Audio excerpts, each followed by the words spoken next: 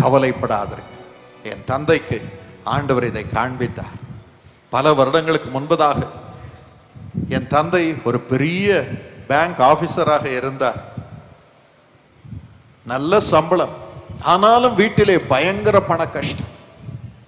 அதோடு கூட ஊழியத்திலே ஒரு முறை முன்னேற்றமே இல்லை. ஜெபம் செய்தால் கர்த்தருடைய பிரசன்னத்தை உணர முடியவில்லை, முன்னேற முடியவில்லை. சோர்ந்து போனார். அவ்வளவுதான் போல, என் குடும்பம் அழிய போகிறது, என் வேலை போக போகிறது, என்னுடைய ஊழியமும் நின்று போக போகிறது, இப்படி சோர்வா இருக்கிறேனே என்று கலங்கினார். அப்பொழுதுதான் ஆண்டவர் இந்த வசனத்தை காண்பித்தார். என் மகனே, உன் சொந்த குடும்பத்தை நீ விசாரிக்க வேண்டும், உன் சொந்த வீட்டாரை நீ விசாரிக்க வேண்டும். அப்பொழுது நான் உன்னை சோர்வில் இருந்து எடுத்து உயர நிறுத்துவேன். பயமே உன்னை தொடுவதில்லை. நீ உன் குடும்பத்தினர் முன்பதாகவும் உலகத்தின் முன்பதாகவும் என் முன்பதாகவும் பரிசுத்தவானாய் காணப்படுவாய். You will be a holy man, you will be a holy woman. அதையே நான் பரிசுத்தமாக எண்ணுவேன், உன்னை நான் உயர்த்துவேன் என்றார். அப்படியே என் தந்தையுடைய வாழ்க்கை மாறியது. எங்கள் குடும்பத்தினர் அத்தனை பேருக்கும் என் தந்தையால் ஆசீர்வாதம், செழிப்பு, பாக்கியம். இன்று எல்லாருக்கும் ஆசீர்வாதமான ஒரு குடும்பம் என்ற ஒரு பெயராக விளங்குகிறது. சகோதரன் டிஜிஎஸ் தினகரன் குடும்பம் என்றாலே ஆயிரக்கணக்கான குடும்பத்தினர் எங்களை நேசிக்கும்படியாக கர்த்தர் செய்திருக்கிறார். இயேசுவும் எங்கள் குடும்பத்திலே வாசம் செய்கிறார். இயேசுவும் எங்கள் குடும்பத்திலே வாசம் செய்கிறார். அடுத்தபடியாக ஏன் சோர்வு வருகிறது, என்ன சோர்வை என்று ஆண்டவர் எடுத்து போட போகிறார்? நீதிமொழிகள் 24:10 வாசித்து பாருங்கள். ஆபத்து காலத்தில் நீ சோர்ந்து போவாயானால் உன் பெலன் குறுகினது. எரேமியா 4:31 வாசிக்க கேட்போம். கர்ப்ப வேதனை படுகிறவர்களின் சத்தமாகவும் முதல் விசை பிள்ளை பெறுகிறவர்களின் வியாகுலமாகவும் சீயோன் குமாரத்தின் சத்தத்தை கேட்கிறேன்.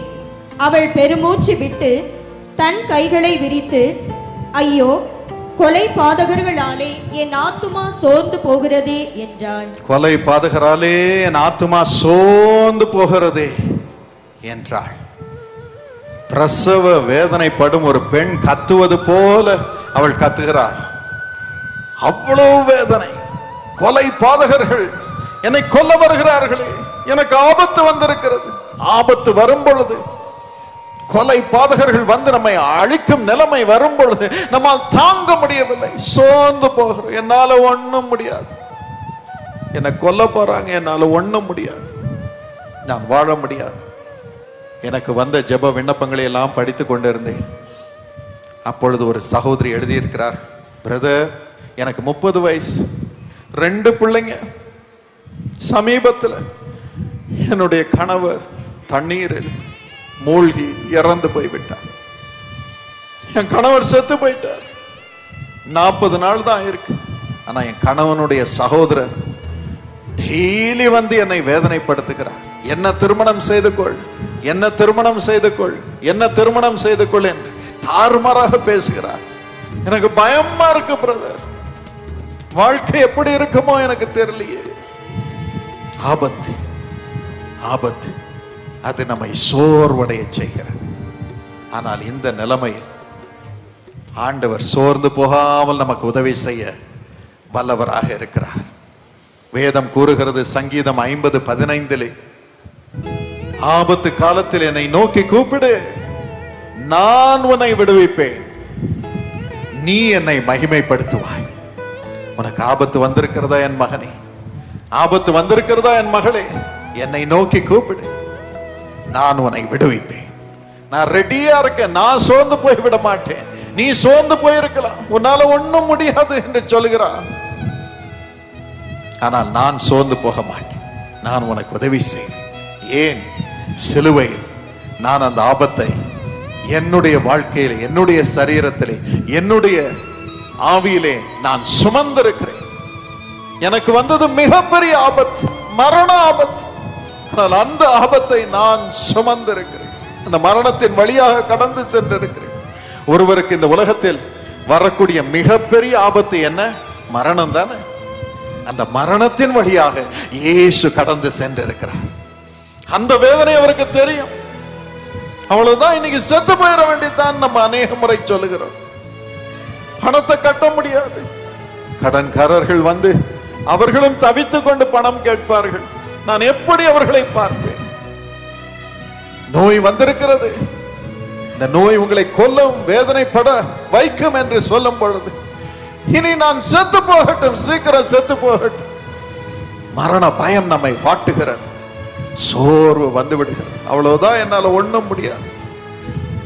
கணவன் தாறுமாறாக வாழும் பொழுது மனைவி சொல்லுகிறார்கள், அவ்வளவுதான் பிரதர், என் குடும்ப வாழ்க்கை அவ்வளவுதான், இனி எனக்கு சந்தோஷமே கிடையாது, நான் எப்படி வாழ போகிறேன்?